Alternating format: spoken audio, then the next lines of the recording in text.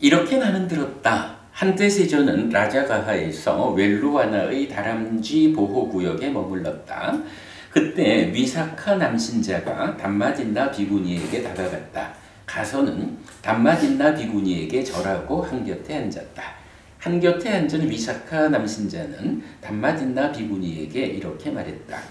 스님, 유신, 몸과 함께하는 것 유신이라고 불립니다. 스님, 무엇이 유신이라고 세존에 의해서 말해줬습니까?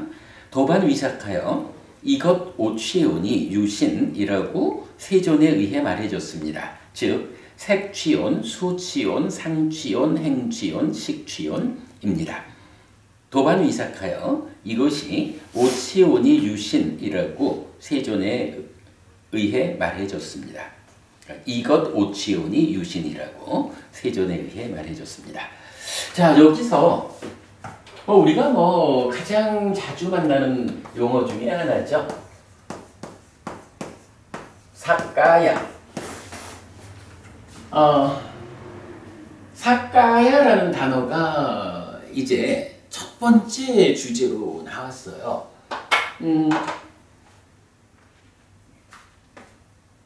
까야라는 게 몸이잖아요. 몸신자로 쓰이는 말이거든요. 물론 이제 까야는 이거 말고 무더기라는 의미도 가지고 있어요. 그래서 상당히 많은 경우에서 요 무더기라는 의미로 쓰이기도 하지만 일단 여기서는 몸을 말하는 거예요. 그 다음에 이제 사카야 이랬는데 K 하나는 발음 때문에 들어갔다 이렇게 보아도 좋을 것 같고요. 사라고 하는 말은 이 접두어는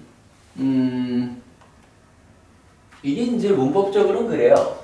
그러니까 S라는 그 하나의 발음 음절을 말하기도 하고요. 사라는 것이 나, 너, 그라고 말하는 3인칭 대명사고요. 그 다음에 오은, 셀프 해서 스스로.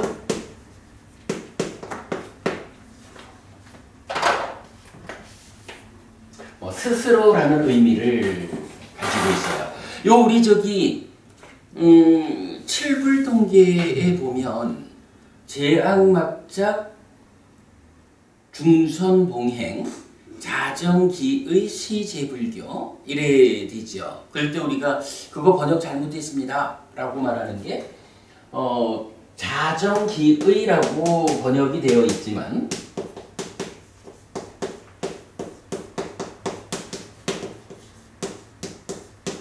이게 찢다 빠리오다 빠낭 이렇게 나가거든요. 그럴 때 사가 스스로 그리고 의가 아니고 힘을 쓰고 있죠. 언어는. 그래서 자정기 심이 돼야 한다. 우리가 이제 요 칠불통계의 아주 심각한 오류다. 이거 찢다와 만호가 그러니까 심과 의가 같은 것이라면 상관이 없지만 아마도 이렇게 번역한 사람은 심과 의와 식이라는 세 가지 마음이 어떤 차이를 가지고 있는지 어떻게 구분되는 것인지 모르는 사람이 번역했을 것이다. 이렇게 우리가 말하는 거죠. 심과 의가 분명히 구분되어서 의미가 알려져야 하는 것이다 라고 하면 이거는 자심이라고 그러니까 스스로 심을 빠리오다 말 깨끗하게 하라 라고 하는 말을 만호를 의를 깨끗하게 하라 이렇게 번역한 게 되죠. 틀렸죠. 바로 이 자리에서 사가 요 의미로 쓰이는 거죠. 오픈 셀프. 그런가 하면 이제 세 번째로는 위드의 의미를 가져요. 그래서 뭐뭐과 함께. 이렇게 이제 네 가지 의미를 갖거든요. 그러면 이제 사까야라고 할 때는 어떻게 될까요? 몸에다가 스스로 몸, 요거는 좀 의미가 안 맞겠죠. 그래서 몸과 함께 하는 거. 이렇게 이해를 하죠. 그래서 이게 적용되니까 사까야는 몸과 함께 라는 의미고, 이제 거기에 지칭하는 거, 몸과 함께 하는 것. 이래서 함께 하는 이라는 말이 몸이 있는 것, 이렇게 이제 번역이 된 거죠. 그래서 유와 신 합쳐서 유신 이렇게 이제 번역이 되는 거죠. 유신. 요거는 하여간 분명하게 알아야 되는 거예요. 몸과 함께 하는 것이라고 정의되는 용어가 있다. 근데 사실 이제 이 부분에서 좀 많이 헷갈려 하는 것이 뭔가요? 유신하면 대표적으로 나타나는 것이 유신견이라는 게 있죠. 유신견. 사까야 디티. 이렇게 되거든요. 그러다 보니까 이제 이걸 어떻게 해석하냐 하면, 몸이 유라는 것이 이제 우리가 12연기에서 말하는 유도 있지만 이 유를 본질이라고 본질을 의명하는 단어로 사뜨라고 하는 말이 있는 거예요. 그러니까 몸이 사뜨다. 몸 이코르 사뜨 유다 라는 요런 견해다 해서 사카야 디티를 유신견 이렇게 말하면서 몸에 대해서 이것이 아뜨만이요? 라고 말할까요? 몸이라는 요것이 본질이요? 이렇게 하는 견해, 이렇게 유신견을 해석하는데 사실은 이거 옳지 않아 보여요. 이게 옳지 않다라고 봐야 하는 것이, 일단 요거는 사카야라는 단어하고 디티라는 단어 두 개가 붙어 있는 거잖아요. 사카야는 그대로 몸과 함께 하는 것, 요거예요. 디티라는 요 말이 견해인데, 경전은 특별한 언급이 없는 한, 경전에 나타나는 모든 용어들은 중생의 삶의 영역에서 사용돼요. 그렇기 때문에 견해라고 하는 이것도 그냥 무언가 견해라고 하는 어떤 개념적인 이게 아니라 중생의 삶의 영역에서 세상을 보는 시각이에요. 그러면 이건 뭐죠? 중생의 영역에서라는 것은 번뇌의 영향을 받는 견해다. 요것을 전제하고 있다는 거죠. 유신견 뭐냐 하면 몸과 함께 하는 것, 요것에 대해서 중생으로의 견해, 번뇌와 함께 하는 견해다. 그러면 이게 어떻게 돼요? 몸과 함께 하는 거, 이거 유신이라고 하는 이거를 번뇌가 함께 했다라는 얘기는 뭐죠? 이거 참된 것이요. 아뜨만이요. 요게 우리가 좀 전에 말씀드렸던 딱가라는 가공 과정의 결과로 가래가 생겨나고 자기화되는 거잖아요. 자기화된 견해인 거라. 그래서 몸과 함께하는 것으로의 이 중생이라고 불리는 나는 원래는 이게 아뜨만이 아니잖아요. 근데 중생들은 어떻게 본다는 거예요? 번뇌의 영향을 받아가지고 몸과 함께하는 존재 상태를 가지고 요게 아뜨만이라고 잘못 보는. 유신견을 해석하는 데는 사까야 유신이 어떻다라고 여기에 초점을 두는 게 아니라 유신이라는 것은 이미 만들어진 단어야. 그 만들어진 단어에 번뇌의 영향을 받는 것으로의 견해가 함께한. 그래서 중생이라는 존재 상태를 아트만이라고 잘못 보는 시각. 요게 유신견이에요. 다르거든요. 이제 이런 부분을 이제 우리가 봐야 합니다. 근데 이게 왜 이런 설명을 필요로 하냐 하면 정보분입을 지칭하는 단어가 교리적으로 뭐죠? 정보분입은 누굴까? 정보분입이 바로 유신인 거야. 정보분입의 마음이 정보분입의 몸과 함께한 상태. 그죠? 그렇기 때문에 삶에 대한 온전한 이해를 통해서 고멸을 실현하자 라고 하는 이 공부에서 나는 누구냐?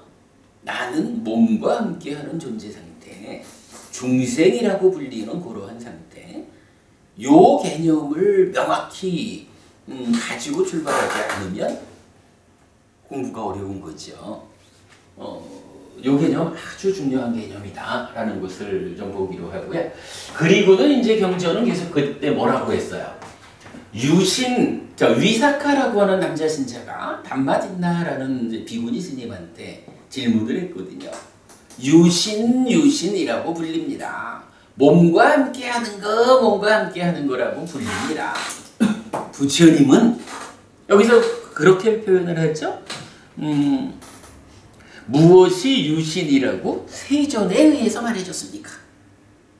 부처님이 말씀하신 바에 의하면 유신이라는 게 무엇입니까? 라고 질문한 거죠.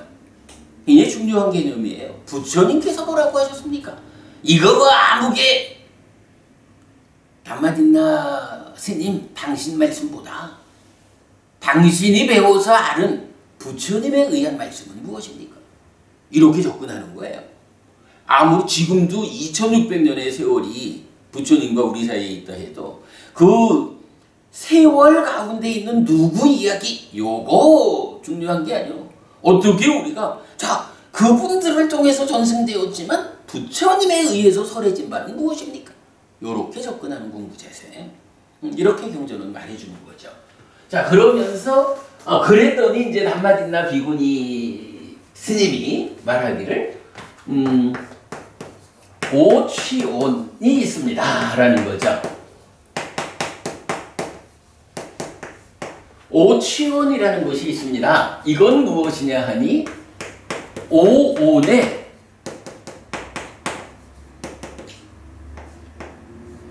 더하기 쉬가 함께한 겁니다. 이런 이야기죠.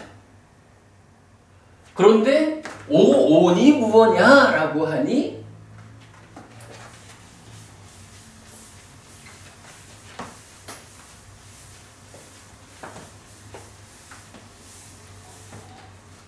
오온은 색, 수, 상, 행, 식 5가지의 무적 상태입니다. 이렇게 말해준 거죠. 그리고 거기에 대해서 집착이 작용한 그거를 이건 내 거요, 이건 나요, 이건 나의 자아요 라고 집착된 상태, 그것이 오치온이라고 불리고 그게 바로 몸과 함께하는 존재 상태로서의 중생인 나를 말합니다. 이렇게 지금 경전을 말해주고 있는 거죠. 그래서 이 각각에 대해서도 오에다가 색을 집어넣으니까 색취온, 수취온, 상취온, 행취온, 식취온 이렇게 5가지를 구체적으로 표현해주고 있죠. 경전은 일단 사카야, 유신, 몸과 함께하는 존재 상태로서의 나는 색수상행식 오온에 대해서 각각으로 집착한 요 오치온이 나입니다 라고 정의되어 있다. 자, 그 밑에다가 제가 이 워낙에 그 중요한 개념이기 때문에 다른 곳에서는 어떻게 번역하고 있는지 좀 적어봤어요. 자, 우선 사카야라는 단어, the existing body 또는 psychology almost equal to individuality identified with the five khandhas 에서 뭐 현존하는 몸 이런 개념도 되죠. 그런가 하면 심리학적으로 그 개성, 특성, 인격 이랬는데 요게 이제 뭐 개별적인 존재 상황 이런 얘기죠. 그리고 5가지 무더기와 동일시된 상태 뭐 이렇게 지금 말하고 있는 거죠. 요게 이제 일반적으로 사카야에 대한 영문 해석이죠. 자, 국내에 2군데 기관에서는 이렇게 번역합니다. 먼저 초기불전연구원에서는 사카야를 존재 더미 또는 자기 존재 이렇게 번역을 하셨어요. 이게 이제 처음에 뭐 상류다니까야가 번역되었을 때는 자기 존재라고 번역을 하셨다가 좀 뒤에 가서 이제 마츠마니까야가 마지막으로 나왔죠. 사부니까야 중에 마츠마니까야에서는 이제 자기 존재 대신에 존재 더미라고 번역 용어를 바꾸신 것 같아요. 뭐 자기 존재, 존재 더미, 뭐 번역의 차이는 있지만 이게 의미하는 바는 결국은 이거죠. 나라고 하는 존재, 나라고 하는 개별화된 중생 존재 이거죠. 그러면서 오치온에 대해서는 취착의 대상인 5가지 무더기들 이렇게 번역을 했어요. 요 번역은 박보부님 이 취착의 대상인 5가지 무더기들 하는 거하고 우리가 번역하는 거하고 의미가 같다라고 봐야 되나요? 좀 차이가 있다고 봐야 되나요?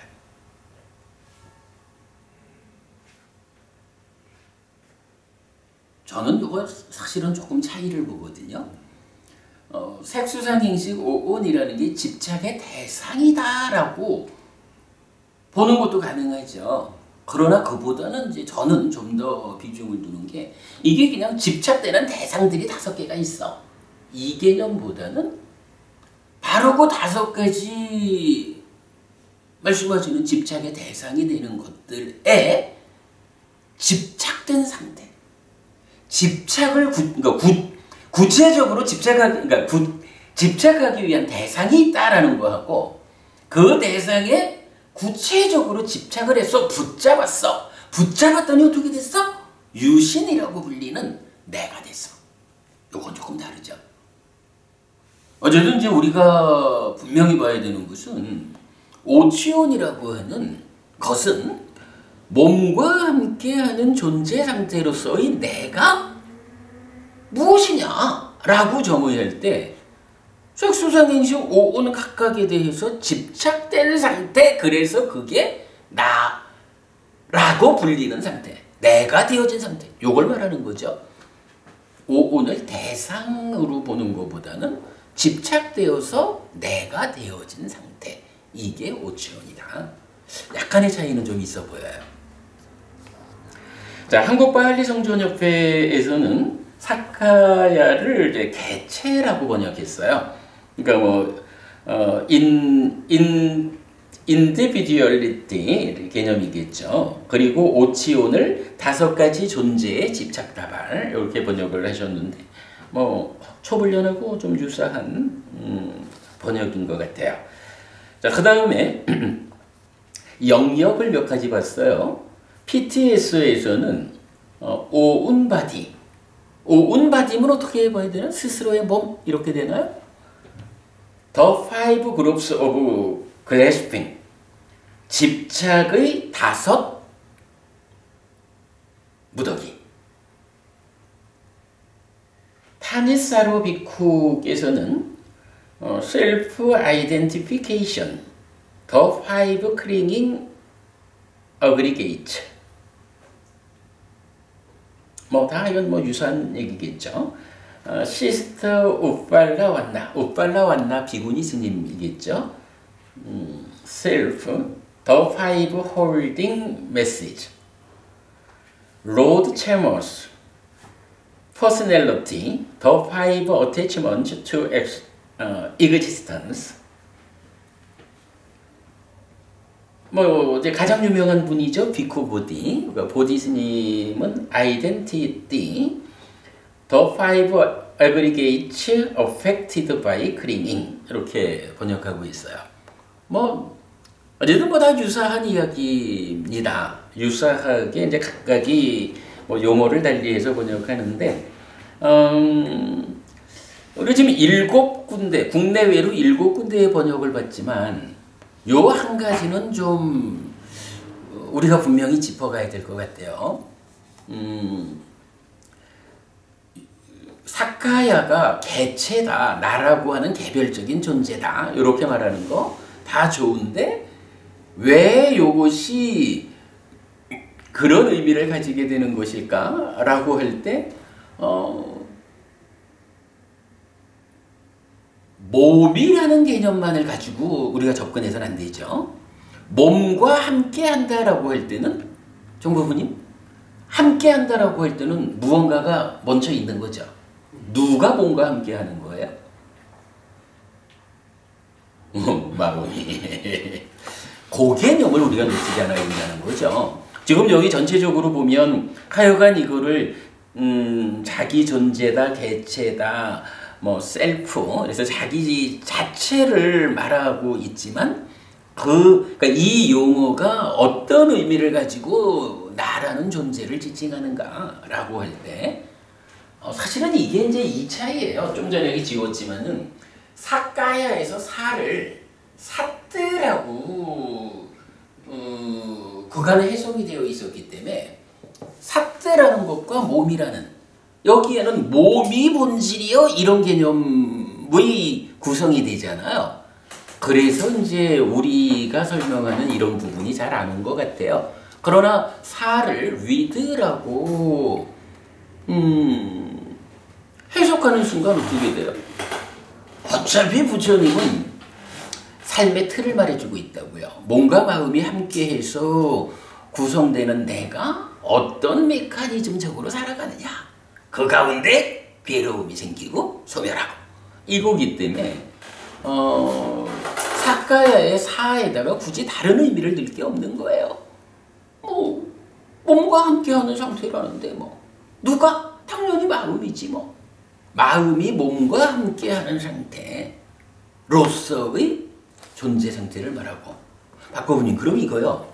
마음이 몸과 함께하는 상태라는 것이 있다면 마음이 몸과 함께하지 않는 상태도 있는 건가요? 참 재밌네. 마음이라는 게 있거든.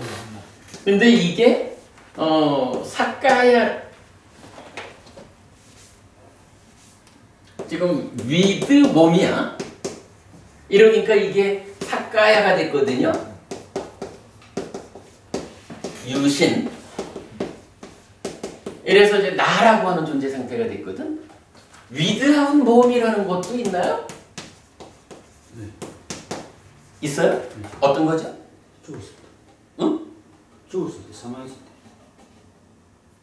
아니지. 죽는 순간 새로운 몸을 만나는데 거기엔 균열이 있을 수 없지. 있나요? 없나요? 그건 근데 위대한 몸 없는 상태가 없다라고 하면 불교가 존재할 이유가 있을까? 이거 아니야.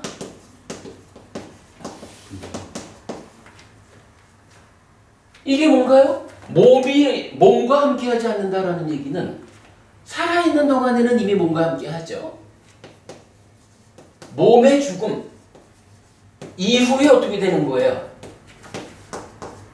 새로운 몸을 만나지 않는 거지 뭐. 새로운 몸을 만나지 않으면 몸 없는 상태지 뭐. 마음이라는 곳의 입장에서는. 이게 가능한가? 라고 보면 사실은 이게 가능하다라고 하는 게 뭐예요? 이게 깨달음이고 몸과 함께하지 않기 때문에 그제 새로운 몸을 만나지 않는다. 몸과 함께하지 않는다.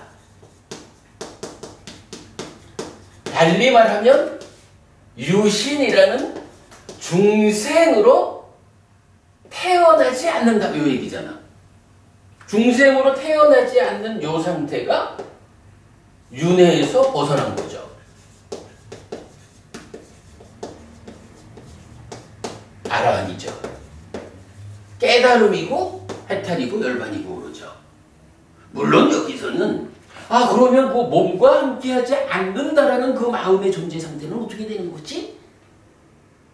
그거 보이나? 이렇게 질문하면 곤란하죠. 그건 어떤 문제인가요?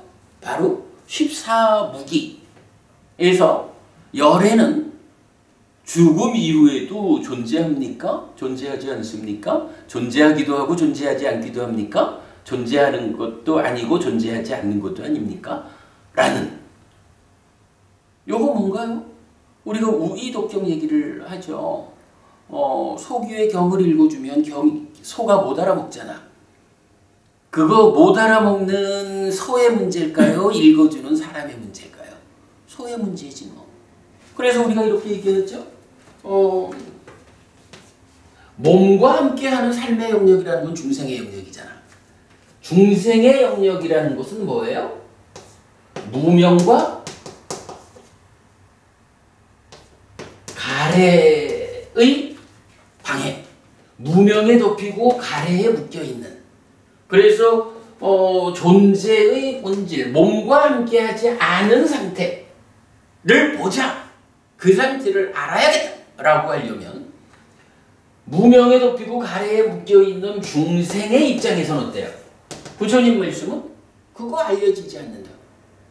왜? 무명과 가래의 방해가 없어야 알려지는 존재 상태는 무명과 가래의 방해 가운데에서는 알려지지 않는다. 이렇게 말하는 거잖아요. 그래서 이러한 새로운 몸과 만나지 않는 이러한 상태를 실현하는 방법을 불교에서는 어떻게 둬요? 사실은 무명과 가래를 제거하자라는 이것이 불교 수행의 본질이잖아. 무명과 가래를 제거하는 방법이 뭐죠? 이게 바로 사마타고 윗바사나잖아. 여기에 사념처가 장애를 제거해주면 장애가 제거되는 만큼 칠각지가 자리를 채워가지고 칠각지를 있는 그대로 닦아가지고 명과 해탈로 이렇게 간다는 게 다 이 개념이잖아. 박보부님, 그래서 이 질문은요 우리가 분명히 보아야 합니다. 우리가 몸과 함께합니다. 마음이 요것이 기본적으로 중생의 삶의 영역, 그죠? 사가야 유신이라고 하는 몸과 함께한다. 달리 말하면 살다가 죽어도 또다시 몸과 함께 해가지고 다음 생을 살아가야 하는, 달리 말하면 윤회하는 요런 중생의 삶의 영역이 바로 몸과 함께하는 마음의 상태. 그래서 그거를 사가야 유신이라고 하면서 그게 바로 중생이라고 불리는 나역, 자세히 말하면 오치훈이야. 이렇게 설명해 주는 거죠. 요게 어쨌든 다 중생의 삶의 영역을 설명하는 거죠. 그런데 분명히 몸과 함께 하지 않는 마음의 영역이 없나요? 없다 그러면, 이걸 없다 그러면 이제 허무주의, 단멸 이렇게 되는 거죠. 그러나 이것이 중생으로의 삶의 영역 안에서 몸없이 존재할 수 있습니까? 이런 경우는 없다. 다만 그 경우는 윤회에서 벗어나는 일, 사념초에 이은 사마타 윗바사나로 무명과 가래를 제거함으로써 그때 실현되는 윤회에서 벗어난 상태고 아라한이고 해탈한 열반의 실현 상태. 그거. 근데 이건 우리로서는 현재 상상이 안 되죠. 왜 우리가 상상할 수 없는 상태인가요? 우리는 지금 무명과 가래가 함께하는 삶을 살고 있기 때문에 요것이 해소된 상태를 현재로서는 상상할 수 없다. 그래서 부처님은 이 부분을 지금 중생의 머리를 가지고 찾아 들어가자 라고 하는 것은 이익되지 않는 일이다. 그게 필요하면 사성제라는 이익되는 일을 실천해라. 그 완성에 의해서 드러날 것이다. 이렇게 말해주는 거죠. 이런 개념은 우리가 좀 분명히 알고 가야 되죠. 예. 해탈해도 마음은 살아있다는 그런. 그러니까 이제 그 부분이 뭐냐 하면, 법우님이 말씀하시는 살아있다라고 하는 것이 무엇을 의미하는 것일까? 라고 하면 무언가 있으니까 있다라고 하는 거겠지 뭐.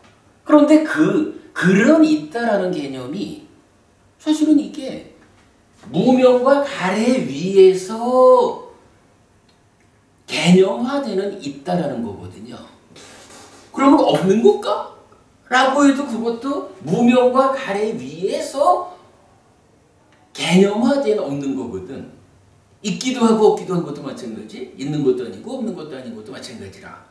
그래서 그러니까 이게요, 뭔가 그럼 있는 거잖아 이렇게 쓰면 이렇게 말하지만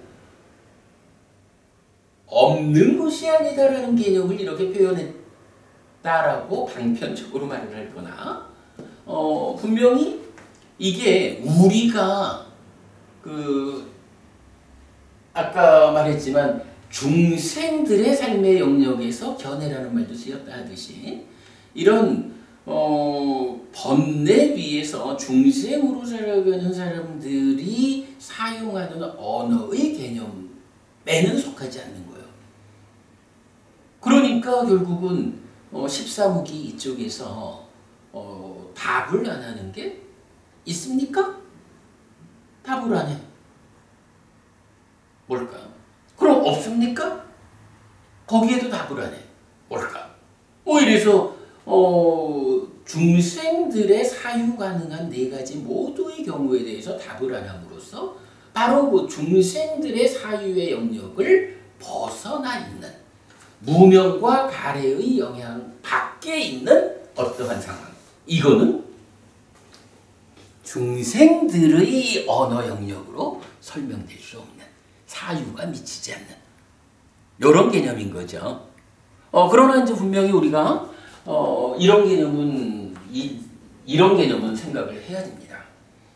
몸과 함께하는 마음의 상태가 사카야라고 해서 나의 존재를 말하는데, 이러한 존재 상태만을 불교가 영역으로 하는 것은 아니다. 바로 이 몸과 함께하는 존재 상태의 바깥쪽으로, 그 바깥 영역을 부르는 게 해탈이고 열반이죠. 거기에 가는 것을 목적으로 하기 때문에 이런 그 언어적 표현으로 우리가 가벼이 접근해서는 안 되지만, 그러나 분명히 이런 중생으로의 존재 상태를 넘어선 그 자리가 부처님이 실현했고 지시해주는 목적의 자리다라는 부분은 우리가 분명히 보아야죠. 자, 거기까지 하고요. 넘어가겠습니다. 어쨌든 이건 7군데의 번역을 다 보았는데, 요런 몸과 함께 하는 영역이라는 이제 중생으로의 삶에 대한 언어, 요 부분에 대해서 지금 7군데 모두가 그거를 지금 좀 드러내주지는 못하고 있죠. 저도 그래, 요거를 유신 이렇게 하면서 그 중간에 괄호해가지고 몸과 함께 하는 것 이렇게 표시를 한 게, 어쨌든 요거는 몸과 함께 하는 마음의 존재 상태, 중생의 영역, 요거를 표현해주고 싶었고요. 나중에라도 좀 요런 마음이 몸과 함께 하는 존재 상태를 나타낼 수 있는 적절한 단어가 생긴다면 유신이라는 한자 번역보다 우리말로 번역할 수 있도록 시도를 해보겠습니다. 자, 이제 넘어가겠습니다. 감사합니다 스님이라고 위사카 남신자는 담마진나 비구니의 말을 즐거워하고 감사한 뒤에 담마진나 비구니에게 이어지는 질문을 하였다. 스님, 유신의 일어남, 유신의 일어남이라고 불립니다. 스님, 무엇이 유신의 일어남이라고 세존에 의해서 말해줬습니까? 도반위삭하여 다시 존재로 이끌고 난디와 탐이 함께하며 여기저기서 즐기는 자인 이 가래, 즉 요계 유의 무유애가 도반위삭하여 유신의 일어남이라고 세존에 의해 말해줬습니다.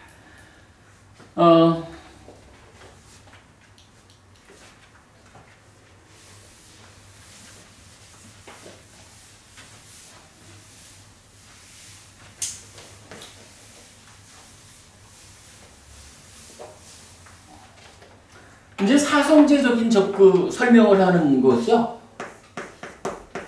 불교는 우선이 나는 오직 고와 고멸을 말한다 라고 하죠. 그럴 때 이 괴로움이라고 하는 것이 원래 있는 것일까? 아니죠. 생겨나는 것이죠. 그래서 생겨나는 것에 대해서는 어떤 원인, 어떤 과정에 의해서 생겨나는 것일까? 그리고 소멸이라는 것은 이런 문제가 뭐 그냥 없어져 이래서 없어져 줄 것 같으면 참 사는 게 쉽겠죠. 그러나 삶은 그러지 못하죠. 어떤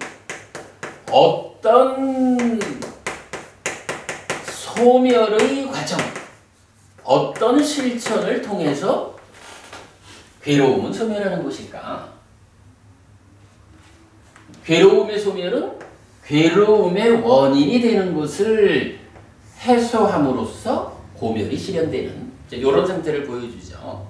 뭐 이게 이제 기본적으로 고진멸도 사성제죠. 자, 이걸 놓고 앞에서 유신은 오치원, 요게 바로 고진멸도 사성제 중에 고성제인 거죠. 뭐 뒤에 가서 우리가 이제 사성제를 자세히 공부하겠지만,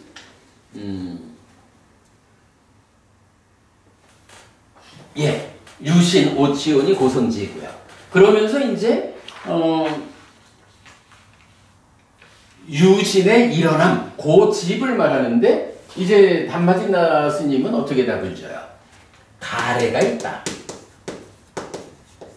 가래라는 것은 요계라는 건 뭐죠? 욕계 중생 수준의 가래 여액이죠. 그리고 유애, 무유애.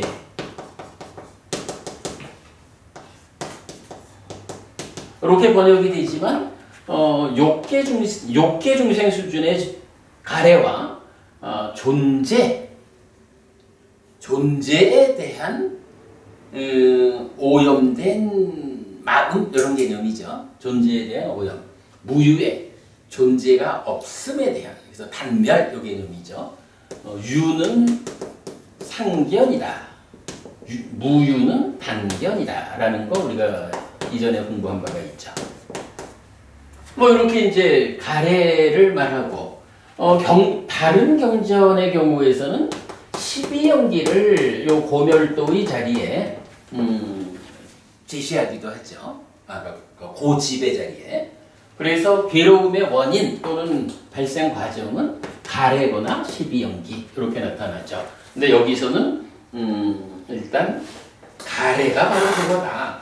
근데 이 가래가 무엇냐라고 하니 다시 존재로 이끌고 난디와 탐이 함께하며 여기저기서 즐기는 자다.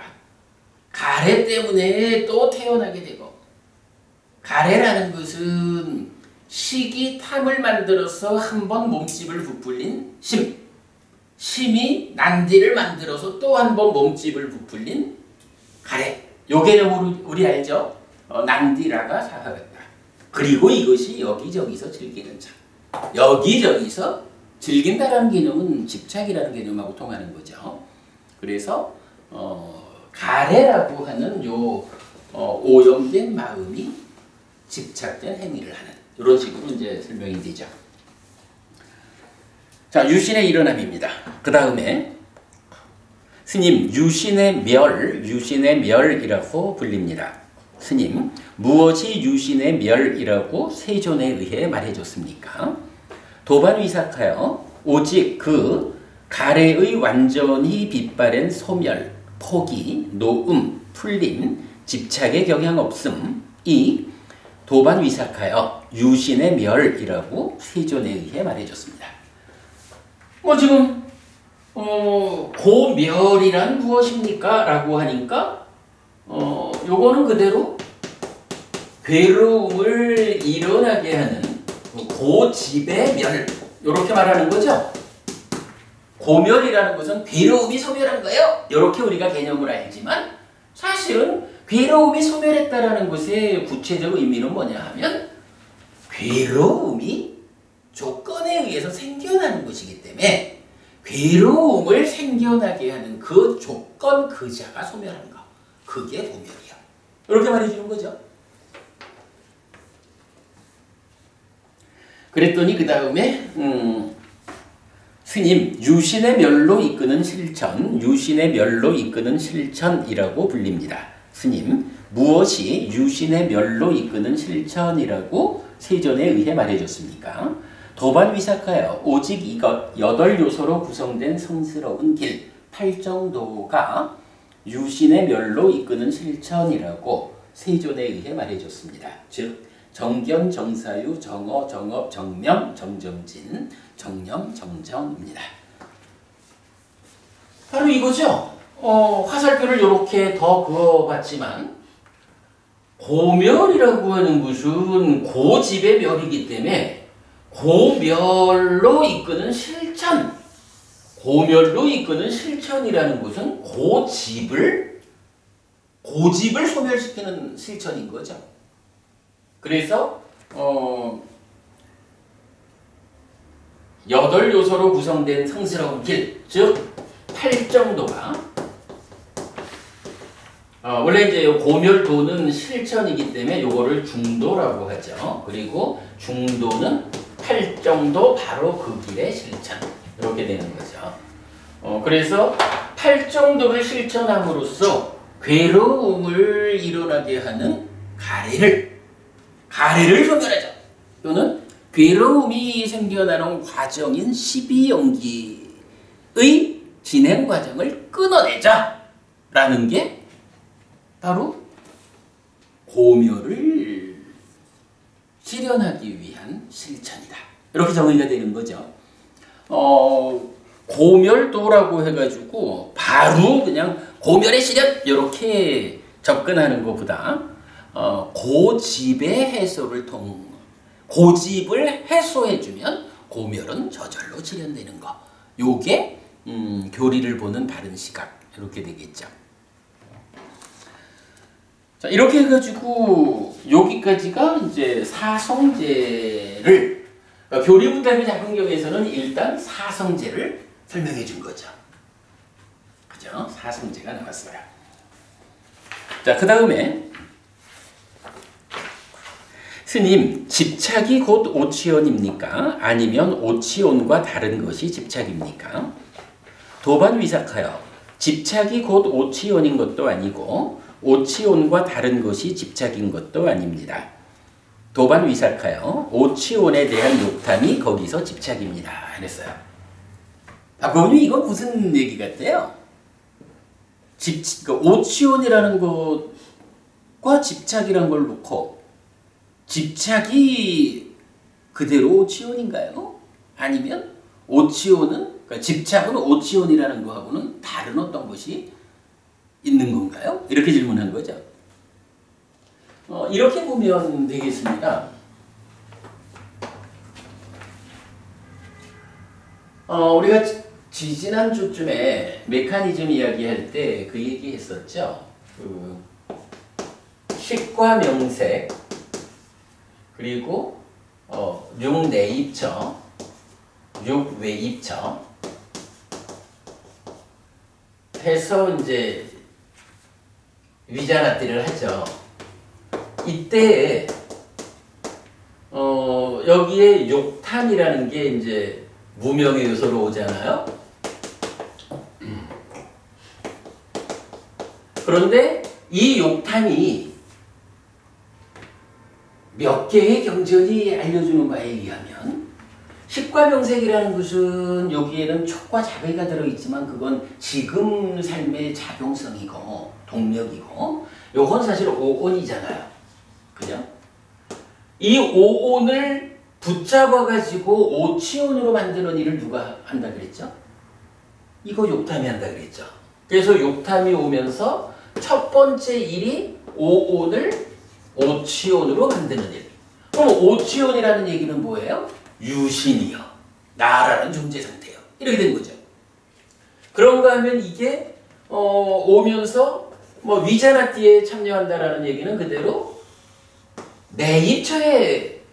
내입처에도 욕탐이 족쇄가 된다, 집착이 된다 이렇게 말하죠. 족쇄에 묶이는 법, 집착되는 법으로 내입처가 또한 제시되죠.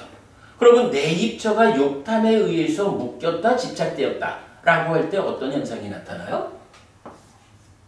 내입처가 외입처를 주목할 때 어떻게 주목해요? 그냥 자의를 하는 게 아니라 비열이 자의한다 이런 되죠. 비열이 자의라는 게 욕탐이 육내입처를 붙잡았기 때문에 욕탐의 영향, 즉 탐의 영향 때문에 주목할 때 이치에 맞지 않게 주목한다. 이런 개념 설명이 있었죠. 그리고 외입처도 마찬가지. 외입처가 욕탐에 의해서 족쇄 채워졌다, 집착되었다. 이러면 외입처는 어떤 상황이 돼요? 그렇죠. 바로 욕탐이 싣고 오는 탐 때문에 왜곡되어가지고 니비따가 되죠. 뭐 요런 거를 2주인가 3주 전에 우리가 메커니즘 그 앞자리에서 보았어요. 그럼 이제 요게 결국 뭐죠?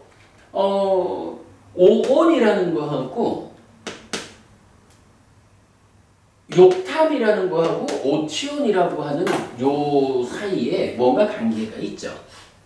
요게 사실 보면 오치온이 뭔가요?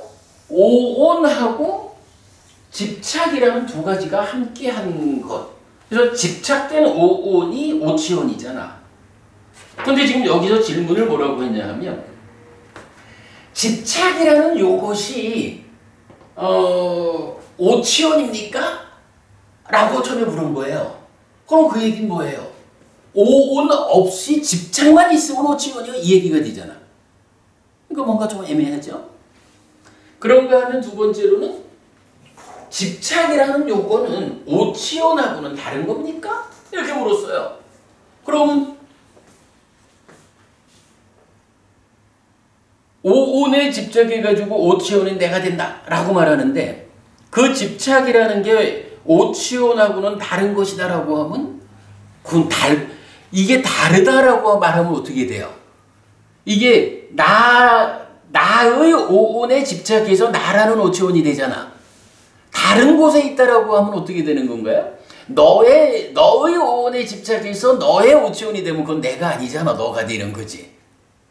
이것도 말이 안 되죠. 오치온이라는 정의에 의하면.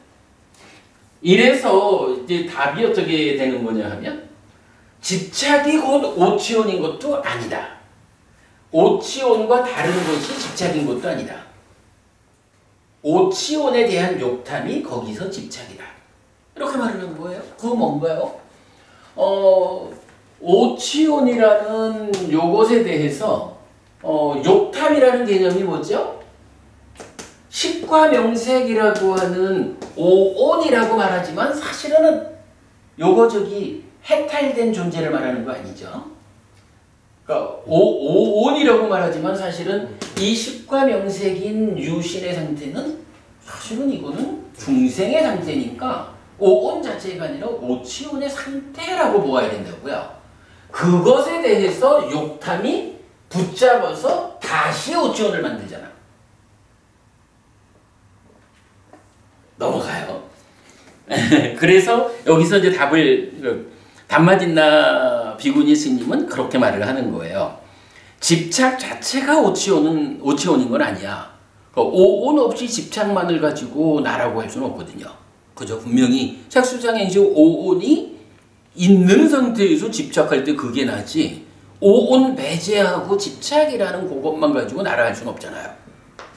그런가 하면 오치온과 다른 것이 집착이라고 하면 나의 존재 상태를 설명하는 가운데에 다른 곳에서 찾자라고 하는 것은 삶의 이야기가 아닌 거죠.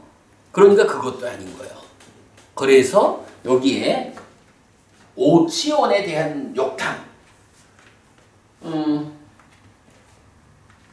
오치온에 대해서 욕탕이 작용하는 그것이 취입니다. 그래서 오온을 오치온으로 만듭니다. 이렇게 이제 표현하고 있어요. 사실 여기는 이제 오온에 대한 욕탐이 집착이다 이렇게 설명되지 않고 오치온에 대한 욕탐이 집착이다라고 설명돼서 굉장히 좀 이게 어려운 주제가 돼요. 그러나 어쨌든 이렇게 몇 주 전에 설명했던 집착되는 법 오온 네이처 웨이처 집착 욕탐 그러니까 집착하는 거 욕탐 족쇄에 매이는 거 오온 네이처 웨이처 족쇄인 거 욕탐 요렇게 그 설명됐던 그런 경전들하고 연결해서 요 부분을 이해를 하면 어쨌든 집착이라는 것만 가지고 오온이라는 건 뭐예요? 이건 삶의 누적이잖아요. 삶이 누적되어 있는 것으로의 오온을 배제하고 집착한다라고 하는 현재의 행위만을 가지고 나라할 수는 없다. 분명히 나라고 하는 삶은 누적, 과거 삶의 누적으로의 오온이 함께 있어야 되고 거기에 지금 삶의 행위자로서의 찌따, 욕탐이 함께하는 이런 개념을 설명해주고 있죠. 약간 요 굉장히 어려운 문장입니다만은 얼마 전에 우리가 그 수행경전 해설에서 보았던 그 하나의 인식 객관에 대해서 두 개의 인식 주관이 동시에 참여하는 그랬을 때 두 개의 인식 주관은 하나는 누적된 것으로의 만어 또는 식과명생 네이처고 하나는 지금 삶의 행위자로서의 찌따 욕탐이란 이름으로 오는 거 뭐 이런 부분 보았던 거죠. 그런 개념으로 이 부분을 이해하면 누적된 오온 없이 집착이라고 하는 현재의 행위만을 가지고 오치온인 나라 할 수도 없고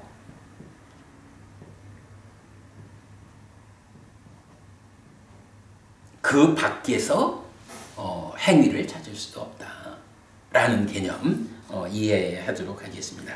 요거 말고는 좀 어려운 얘기인데 좀 뭐 뒤에 더 보기로 하고 넘어가겠습니다.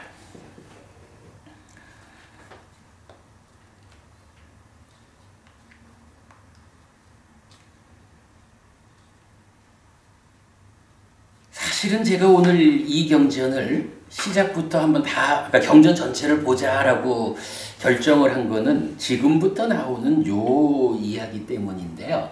지금 우리가 벌써 1시간 좀 넘게 공부를 했네. 여기부터 여러분 저 두 분 식사하시고 나서 할까요? 그죠? 조금 쉬었다가 식사하시고 저녁 시간에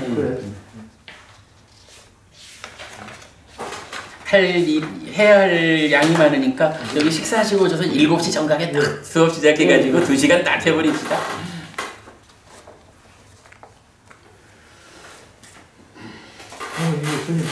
우파다나하고 이 찬다나가는 어떻게 이게 다릅니까? 취한다하고 이 참 욕탐이 좀 그렇네요. 취한다. 그러니까 이제 우파다나는 이게 12연기에서 말하는 가래를 조건으로 하는 취해서 집착이잖아요. 집착된 행위. 집착인데. 그리고 그 집착된 행위라는 곳에 구체적인 내용이 찬다라가다 참 이렇게 알려주는 거죠.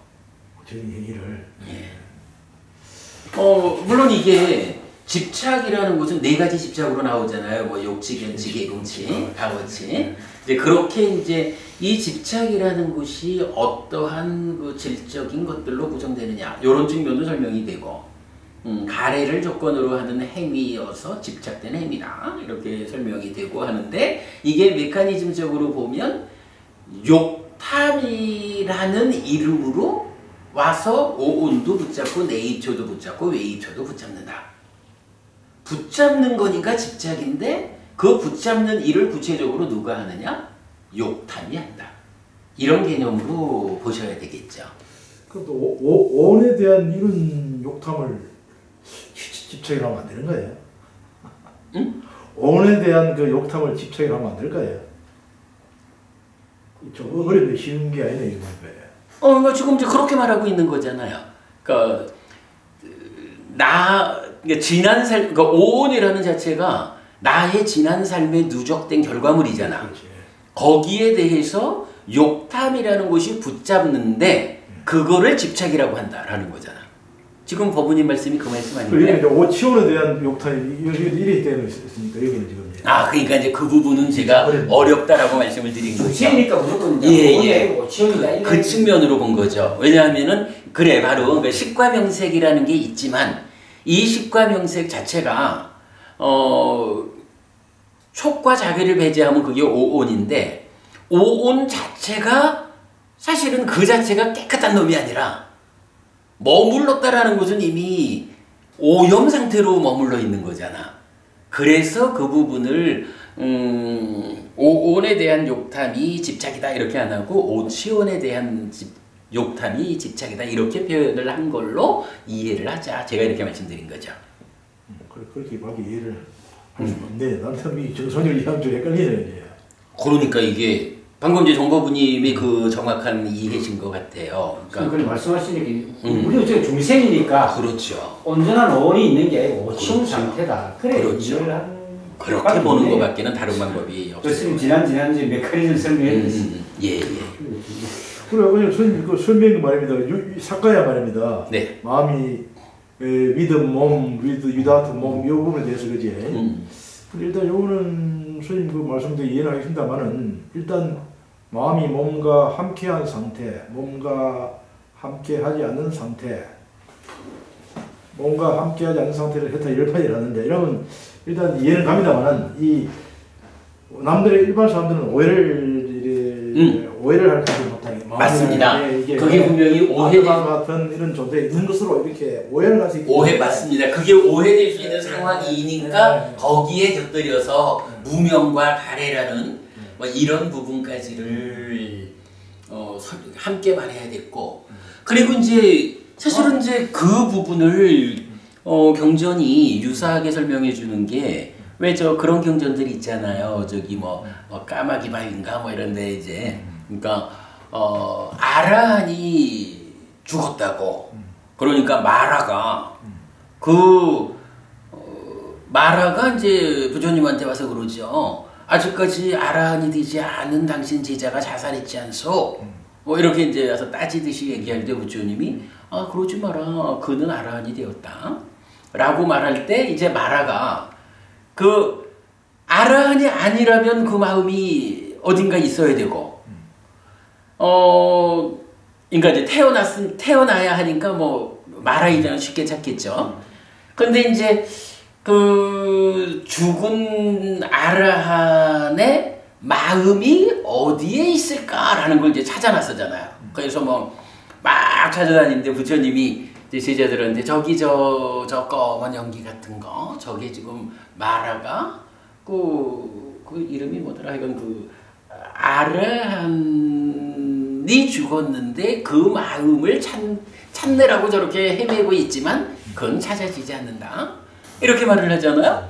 그러니까 아라한의 죽음 이후에 그 마음이라는 게 그냥 쉽게 말해서 우리가 없다 이렇게 말하면 이거는 그야말로 무로 돌아가는 것이다. 근데 이렇게 주장하는 사람들이 있거든. 얼마 전에 그 저 동대에서 있었던 어떤 세미나에서도 보니까 그 교수 한 분이 내가 이거 확실히 알아냈는데 아라한 계산되면 그 죽음 이후는 무가 되는 것이야 하고 선언하길래 제가 이런 이야기 가지고 그거는 무기사항입니다. 없다라고 하는 그것도 부처님이 동의하지 않는 것인데 어떻게 교수님 아라한의 사후를 무라고 합니까?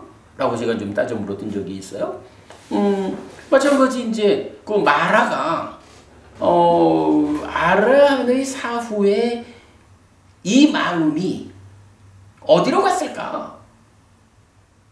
이제 아라한이 됐으니까 그동안 그 중생으로의 삶의 과정 동안 누적된 것이 다 파괴되고 없어져 버린 것일까? 아니면 어딘가에 있는 것일까? 뭐 하고 이제 찾아 나선 거겠지 뭐. 그런데 그 부분이 확인이 안 되는 거죠. 결국 이제 부처님 말씀은 하여간 그건 거예요. 아라한이 되면 더 이상 무명과 가래라고 하는 이 것들, 오염원들과 함께하지 않는 상태. 그러니까 요건 표현이 좀 함께하지 않는 상태가 되었다 이렇게 말할 수 있지만 그러면 또 무언가 존재가 되는 것처럼 보이니까 함께하는 상태 아님 오염원과 함께하는 상태에서 벗어났다 라고 하고 그 벗어난 상태는 어떠한 상황입니까? 라고 말하면 그거는 무명과 가래에 의해서 중생들한테는 확인되지 않는 것이다. 무명과 가래를 제거하는 것이 그대들이 해야 하는 일이지 무명과 가래는 남겨놓고 그거 찾아보려고 해서는 헛된 노력이 된다. 라고 해서 불교 수행의 방향이 무명과 가래를 없애는 그걸 소멸하는 쪽으로 불교 수행이 방향을 잡는 거죠. 사실 이 부분은 굉장히 어려운 부분이어서 말이 조심스러워요. 부처님 이후에 그 상태에 대해서는 일반적으로 설명을 안 하는 게 되고 그렇죠. 그러니까 그게 이제 14무기에 14무기 10가지 중에 뒤에 4가지가 바로 깨달은 자의 죽음 이후의 존재 상태. 그 4가지 모두가 무기로 답변되는 게 바로 그런 무명과 가래에 의한 사고, 그러니까 사유의 영역에 속하지 않는 거니까 그거는 그렇다 아니다라고 답할 수 있는 게 아니고 불이 꺼져서 완전히 불에서 꺼진 상태인데 더 이상 설명할 필요가 없는 거죠. 그렇죠. 설명할 필요도 사실 없는 거고 그러나 이제 그 꺼진 상태가 무로 돌아가는 것일까? 이렇게 의심을 갖는 사람들한테는 그거하고는 다르고 뭐 이렇게 이제 또 설명이 필요해지는 거죠. 근데 대승경제에서 이제 뭐 아미타불이 세계를 설명하는 상격강토라고 그런 설명하잖아요. 이걸 완전히 이제 이 조직이 완전 맞네요. 전 세계에서는 또 설명할 수 없는 뭐 에너지의 상태로 존재하는 게 아닌가. 또 이런 그러니까 이제 그건 또 뭔가 설명하는 거예요. 그러니까 이제 그 부분은 그래서 이제 이런 부분에 대해서는 그 믿음이 없이는 수행을 못 하는 거잖아요. 우리 5가지 기능 믿음부터 시작하잖아. 부처님께서 이렇게 무명과 가래가 완전히 해소된 그때에 알려지는 아라한에 의해서 알려지는 뭐 그런 상태를 부처님이 말씀하시고 있다. 그것이 부처님이 실현한 삶이다. 라는 부분에 대해서 믿음을 갖지 않고는 이 길이 안 가지는 거예요. 그래서 믿음이 기능이고 힘인 거예요.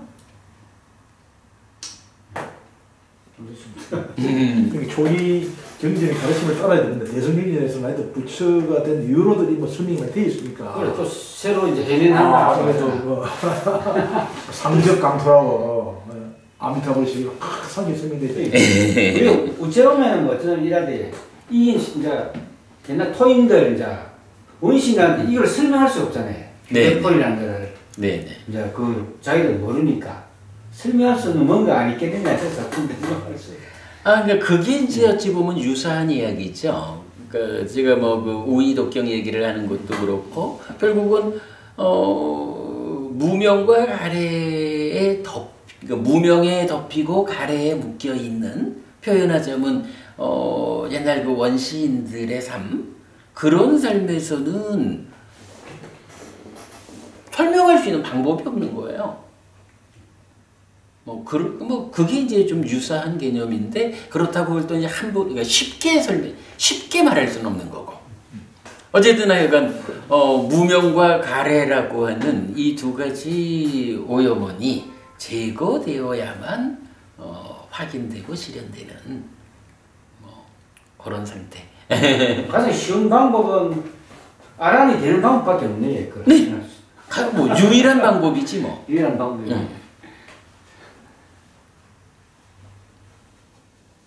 어려운 주제입니다.